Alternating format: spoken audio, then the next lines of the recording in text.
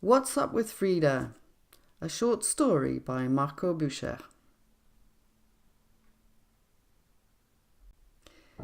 They call me Frederica or Frida, but truly no one has pronounced my name for a long time.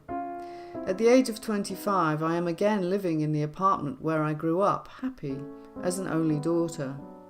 I have not touched the furniture, and I have just reinstalled myself in the room I had as a teenager, with some stuff acquired during my studies in business economics. My parents passed away a year ago in a car accident. Theirs was an agonizing death by suffocation in a fire in the Gothic tunnel. After the burial, I gradually created a void around myself. I needed to be alone, to isolate myself for a while, to spend time mourning. I did not answer any more calls, and they became fewer over the weeks. My relatives and friends made me uncomfortable with the insistent concern they showed me. The months passed quickly without my noticing. I work at home as an auditor for a regional bank, and without knowing why, I no longer felt the need to go out. It was as if my vital energy had suddenly collapsed. So I quickly got used to shopping for food, clothes, and other things on the internet, even though I live in the heart of Lausanne.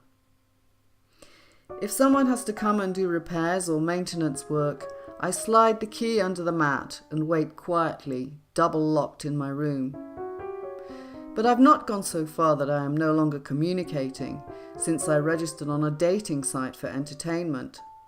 I spend a few hours chatting with my virtual suitors, but when the discussions become too intimate or there is pressure for a real appointment, I immediately move on, pretending to have a lot of work or an imaginary new boyfriend. For several weeks, changes have been occurring in my body and spreading in a process that is both malignant and irreversible. It began with a localized loss of sensitivity. My fingers have gradually lost feeling. Then my skin has become more transparent, the skin around my eyes has turned black, and my period has stopped.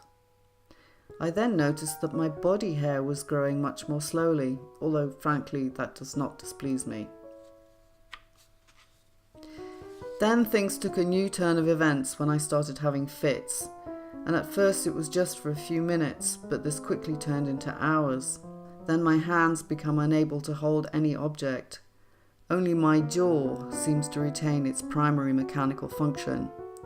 Then my consciousness fails, rage tears my heart, and commands me to devour indiscriminately every creature I meet without regard for my own life.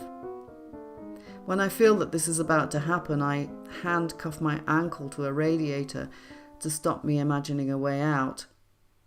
Afterwards, I remain prostrate and cry for a long time. But why me? I unsuccessfully searched on the internet, made anonymous calls to doctors on duty who thought I was a sad joker, but I've not found anything in my research comparable to my situation.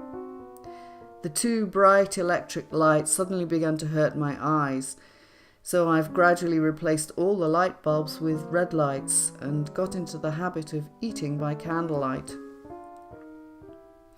At the same time, I noticed that only red food attracted me and calmed my seizures.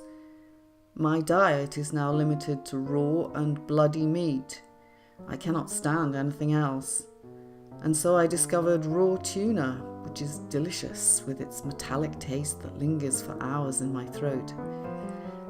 I do not know if I'm turning into I dare not utter the word, not even in my mind. It is repugnant to me, but I'm at my wit's end. Over time, I observed that this exclusive diet also stirs my ravenous hunger for flesh, and my fits last longer. My decision to stop feeding myself was ultimately the only way to break this vicious circle.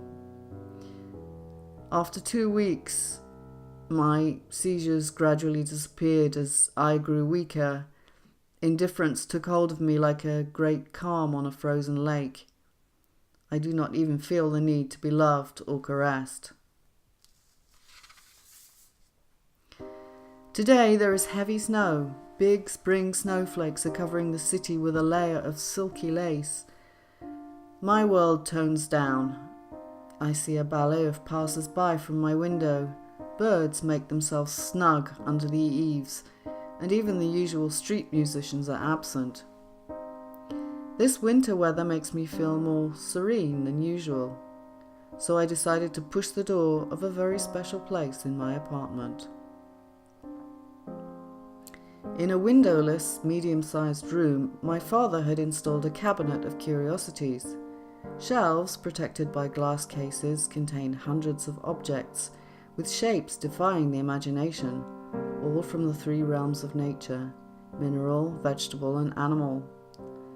There I discovered an amethyst geode of good size, a tiny amber containing a 1,000-year-old insect, an ostrich egg, a stuffed frog in a tailcoat playing the violin, a real human skull, a salamander skeleton with 2 heads, and an improbable vampire's canine.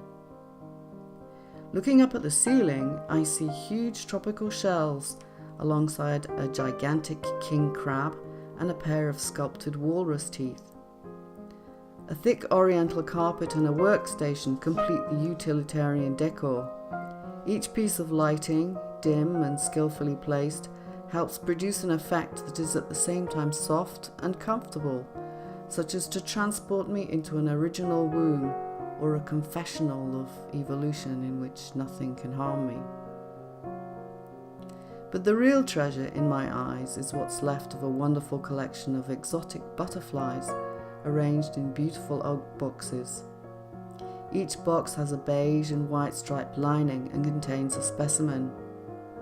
It seems there was originally an intent to classify them, to go by the scattered enamelled numbers on the sides.